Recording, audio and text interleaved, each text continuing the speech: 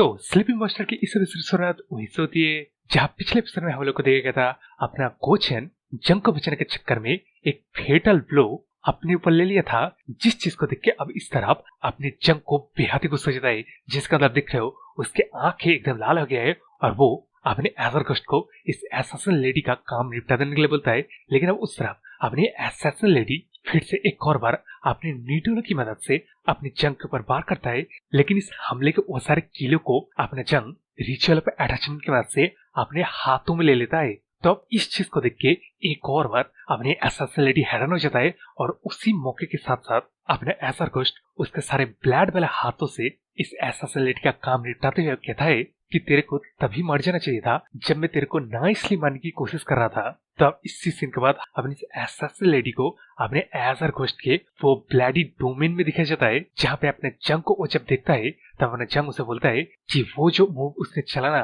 वो एक bad move था। तो मेरे इसी के साथ अपने एसासिन लेडी का यहाँ काम खत्म हो गया है। तब इस चीज को देख के अपना जंग गोचेन के पास जाता है और उसका मतलब नाम लेता है, जिस चीज को देख के उसने अपने मरते हुए गोचेन कहने लगता है कि कितना सेम है ना, मैंने सोचा था मैं तेरे साथ काफी देर तक काम करने वाला हूँ इस बार। लेकिन अब इस चीज को सुन के इस तरह अपना जंग पूछता है कि उसने ऐसा क्यों किया, जिसका जवाब में अपना गोचेन कहता है कि ये उसका ड्यूटी था, उसने बस अपना ड्यूटी को फुलफिल किया। इसके अलावा अपने जंग ने उसको प्रोटेक्ट करने की कोशिश की, इसलिए वो अपने जंग को बिट्रे नहीं कर पाया। इसके बाद अपना गोचेन आगे कहता है कि अपना जंग एकलौता ऐसा है जिसने उसको एबेंडन नहीं किया है। मतलब जैसे कि यारो आप लोगों ने अपने गोचेन के पास्ट के मेमोरीज को देखा, जिसमें बचपन में उसके पेरेंट्स ने उसको एबेंडन कर दिया, उसके बाद एसासिन लोगों ने भी उसको ट्रेन करने के बाद एबेंडन कर दिया, और अपना जो गार्ड किम था उसके लिए अपना गोचेन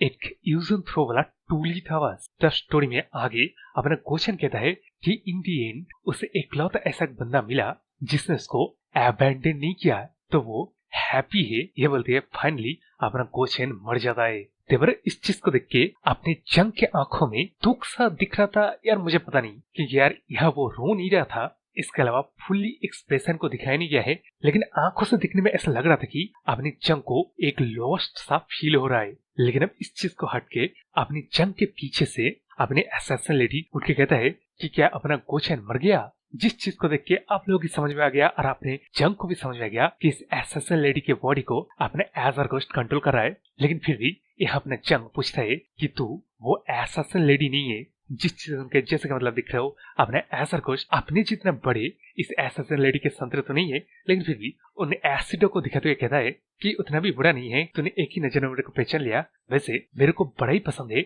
इस तरह का एक यंग प्रीटी लुकिंग बॉडी। लेकिन अब ये बात बोलने के बाद ही इस एसासिन लेडी का बॉडी रिएक्ट करने लगता है, जिस चीज को देख के उसे अपने एजरगस्ट भड़कने लगता है कि ये वाला बॉडी भी उसके स्पिरिट को संभाल नहीं पा रहा है। तो यारो इस एसासिन लेडी को पहली बार देख के मैंने आप लोगों को कहा था कि ये वाला बॉडी शायद आपने एजरगस्ट के पोजेस करने के लिए होगा, लेकिन ऐसा नहीं है क्योंकि ऑब्वियसली यहाँ रिएक्शन दिख रहा है। खैर इस बात को छोड़ के आप स्टोरी में अपना एजरगस्ट गोचेन की ऐसी हालत देख के मतलब कहने लगता है कि मतलब ये सही नहीं हुआ, अपने गोचेन को इस तरह मरना नहीं चाहिए था। तब ये बात बोलने के बाद अपना एजरगस्ट आगे कहता है कि अपना गोचेन एक भेंचफुल स्पिरिट नहीं बना, इसका मतलब उसके जिंदगी में कोई रिग्रेट नहीं है और अभी वो मरते वक्त काफी सेटिस्फाई था अपनी जिंदगी को लेके, जिसको कि ऑब्वियसली हम लोग कुछ ही देर पहले देखा कि अपना गोचेन फाइनली मरते वक्त किस तरह हैप्पी था कि उसको फाइनली एक व्यक्ति ऐसा मिला जो कि उसको एबेंडन नहीं किया। लेकिन अब इन बातों को इस तरह अपना जंग भी सुन रहा था बिना किसी वही चेहरे में रिएक्शन दिखाते हुए। लेकिन अब इसी के साथ साथ अपना जंग कहने लगता है कि according to 6% spirit summoning technique एक भेंचफुल स्पिरिट जन्म तभी लेता है जब मरने वाले के पास कोई स्ट्रॉन्ग हेटरेट होता है, लेकिन एक भेंचफुल स्पिरिट तब भी जन्म ले सकता है जब मरने वाला व्यक्ति एक ऐसी जगह पे मरे जहाँ पे बेहद सारा डेथ ची और रिग्रेट रहा हो। तो इन सभी बातों को बोलते हैं जैसा कि दिख रहा हो अपना जंग अपने हाथों से एनर्जी को निकालते हुए आगे कहता है कि उसका तो यार एनर्जी को बनाई है डेथ ची से। तो अब इस बात को सुन के उसे अपने एजरगस्ट को झटका लगता है, क्योंकि यह अपना जंग आगे कहता है कि अगर वो अपने डेथ को इस्तेमाल करे ना, तब वो एक वेंचफुल स्पिरिट को क्रिएट कर सकता है। यह बात बोलने के बाद ये कुछ कन्फ्रंट कहता है और अपने हैंड साइन को बनाता है, लेकिन अब इस बात को सुनिए उस तरफ अपने एजरोस्ट कहता है कि ऐसा हो ही नहीं सकता कि मतलब अपना जंग एक वेंचफुल स्पिरिट बना ले। लेकिन इस तरफ नीचे अपना जंग हैंड साइन बनाते हुए, मंत्र पढ़ते हुए, जो सर यार चैंटिंग, जिसका मतलब समझ भी गए यार, उन बातों को सुनकर आप लोगों को मतलब नहीं है, क्योंकि इस तरफ अपना जंग फाइनल हैंड साइन बना लेता है। तब अपने गोचेन के शरीर से ये वाइट सा एनर्जी निकलने लगता है, जो कि इवेंचुअली एक वाइट वॉल बन गया, जिसके आरो ये रेड स्पिरिट कॉन्टैक्ट वाला रिबन दिख रहे हो। लेकिन अब इस चीज को उस तरफ अपने ऐसा कुछ देख के कहता है कि ये हो गया। इसके बाद स्पिरिट रिबन को देख के अपने ऐसा रोस्ट कहने लगता है कि अपने जंग ने जबकि उसके अपने डेथ का इस्तेमाल करके स्पिरिट को फॉर्म किया है, तो अपना गोचेन एक फेमिलियर स्पिरिट बन के लौटा है। लेकिन यहाँ ये एनर्जी कुछ ज्यादा ही कमजोर है, तो अपने गोचेन के जो फेमिलियर स्पिरिट है ये डिसअपियर हो जाएगा अगर उसको कोई वैसल अभी कभी ना मिला तो। जिस बात को सुन के इस तरफ अपना जंग कहता है कि तो फिर उसको एक वैसल ढूंढना पड़ेगा। लेकिन अब इस तरफ अपना ऐसा रोस्ट कहता है कि हाँ, लेकिन एक वैसल कहाँ ढूंढेगा, ये बात बोल पाता उससे पहले ही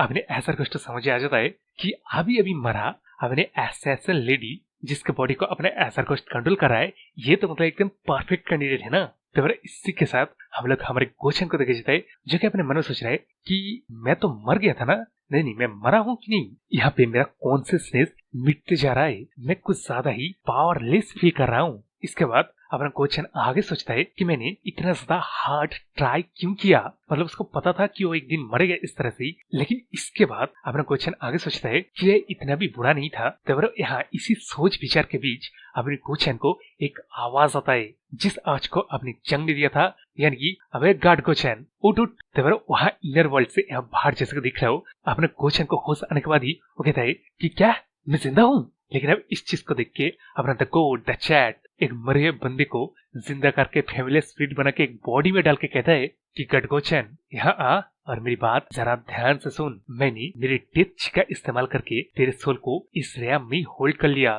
तो इसलिए तू मेरा एक फेमिलियर स्पिरिट बन गया है। लेकिन तेरा एनर्जी कुछ ज्यादा ही वीक था, इसलिए अगर मैं कुछ ना करता तब तू डिसअपियर हो जाता अपने आप ही। लेकिन हम इन बातों को सुनकर उस तरफ अपना गोचन मतलब कहने लगता है कि अरे रुको रुको रुको जरा, मतलब क्या कहने की कोशिश कर रहे हो। लेकिन उस तरफ तो अपना जंग आगे कहता है, तो उसके पास कोई चॉइस नहीं था, इसलिए उसके करीब जो भी बॉडी मिला उस बॉडी के अंदर अपने वो गोचन को डाल दिया। यानी कि ऑब्वियसली तेरे को पता है हम लोग के पास एक्स्ट्रा बॉडी किसका पड़ा हुआ था, यानी कि मैंने तेरे सोल को इस ऐसा लेडी के बॉडी में डाल दिया है। तो जैसा कि देख सकते हो अपना गोचन इस ऐसा लेडी के बॉडी के अंदर घुस के मतलब अपने बड़े बड़े संतरे निकलते हुए देख के एकदम मतलब हैरान है, मतलब चिल्ला के कहने लगता है कि मेरे साथ ये चल क्या रहा है। तो इसी के साथ अपना द गोड द चैट कभी कभी लगता है अपनी भगवान है, ये कभी कभी नहीं, अपने लिटरली स्लीपिंग मॉन्स्टर ने मरे हुए बंदे को जिंदा कर दिया भाई। तो इसी के साथ ये वाला चैप्टर खत्म होता है।